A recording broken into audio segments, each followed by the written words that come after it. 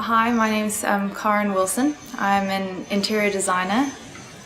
I am South African, so I studied in South Africa. I did a 3-year diploma course in interior architectural design.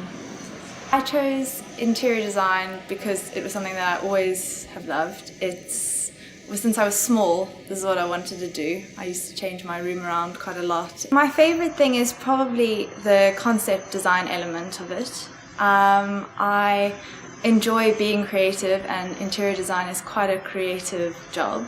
So there's also quite a lot of problem solving. My role in the Discover Greenwich project was working on the Tourist Information Centre and the shop. The shop was obviously selling merchandise for the Discover Greenwich exhibition, so has quite an important role within a museum exhibition. When designing the shop, we did look at both the adult and the children's perspective, how they would read and interpret the merchandise that we were selling.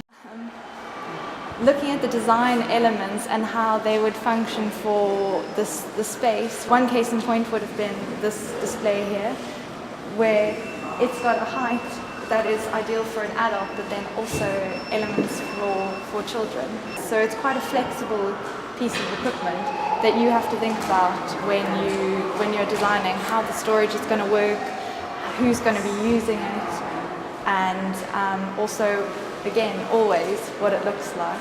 We wanted to go for quite a clean look here, and so we've encompassed the storage at the top and the bottom of the shop, and having the display in the middle, which works really effectively because you don't read it at first glance.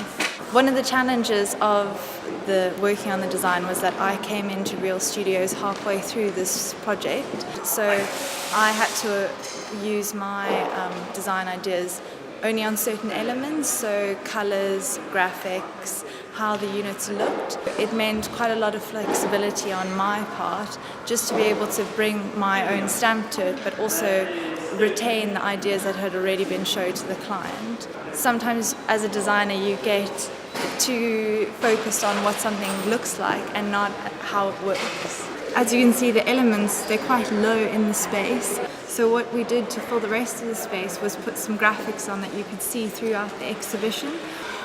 I worked in conjunction with a graphic designer.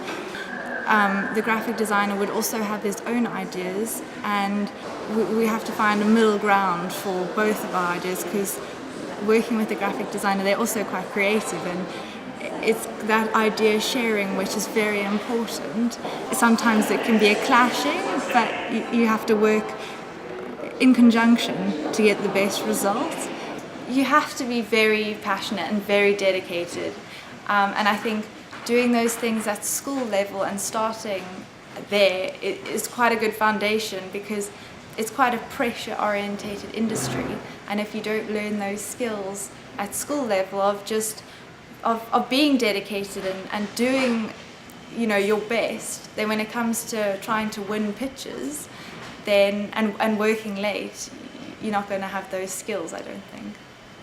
The advice that I'd give to somebody getting into the career of interior design is you have to be creative. The types of subjects that I would recommend that you take would be art, anything that's a creative subject, possibly textile design, maybe something that includes technical drawing like DT. You have to be able to draw or want to learn how to draw. It's a large part of what we do, so if you don't have the skills currently, it is something you can learn, but you do need to want to do it. You have to know what's happening around you in the world of interior design, follow trends, because you can't be a trend setter without knowing what's already been done.